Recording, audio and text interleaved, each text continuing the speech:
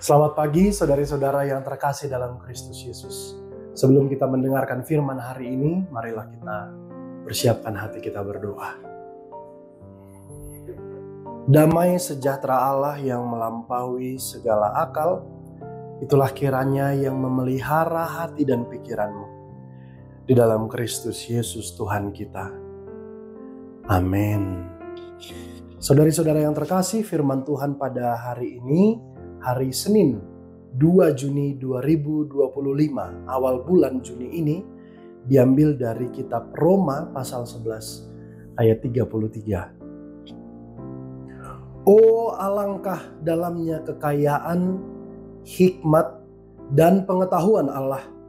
Sungguh tak terselidiki keputusan-keputusannya, dan sungguh tak terselami jalan-jalannya. Demikian firman Tuhan. Saudari-saudara yang terkasih, pernahkah kita merasa bingung dalam memecahkan masalah hidup karena saking rumitnya, saking peliknya, kita bingung dan ragu ini akan berakhir. Tetapi setelah berlalu, di akhirnya kita bilang, oh ini ya ternyata Tuhan maksudmu atas hidupku.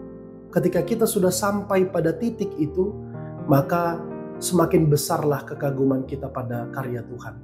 Semisal ada target perusahaan dalam tahun ini yang ditetapkan untuk kita capai. Kita sudah ragu dari awal apakah ini bisa. Ini angka yang tidak masuk akal. Tetapi toh setelah kita jalani mengandalkan kekuatan dan perlindungan Tuhan, ternyata bisa achieve juga. Ternyata bisa tergapai juga. Dan kita bingung. Tuhan terima kasih. Bukan karena saya, bukan karena tim kami, tetapi karena Engkau yang memperlengkapi kami.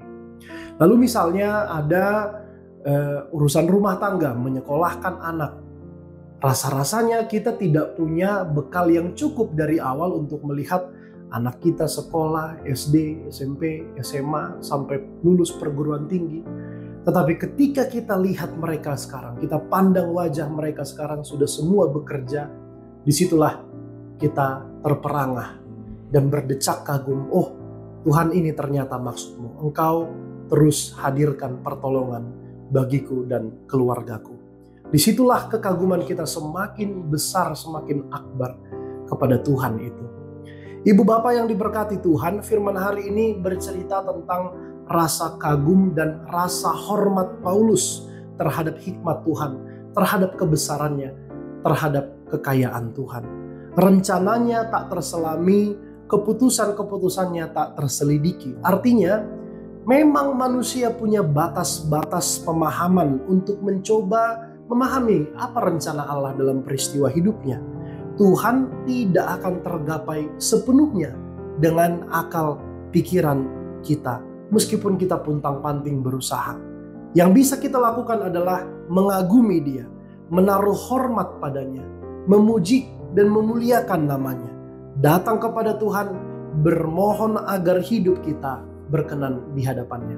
Dan lagi benefit yang paling menguntungkan bagi kita adalah kita bisa meminta hikmat dari Dia. Kita punya Tuhan yang hidup, Tuhan yang kaya, Tuhan yang penuh hikmat, agar kita diperlengkapi dengan kebijaksanaan untuk menghadapi tantangan dan rintangan dalam hidup kita masing-masing. Akuilah Dia sebagai sumber hikmat bagi engkau, bagi Anda dan saya, bagi kita semua. Maka jalanilah hidupmu dengan percaya diri dalam perlindungan Tuhan. Amin. Kita berdoa. Terima kasih Tuhan karena firman-Mu pada hari ini. Kiranya Engkau sertai kami.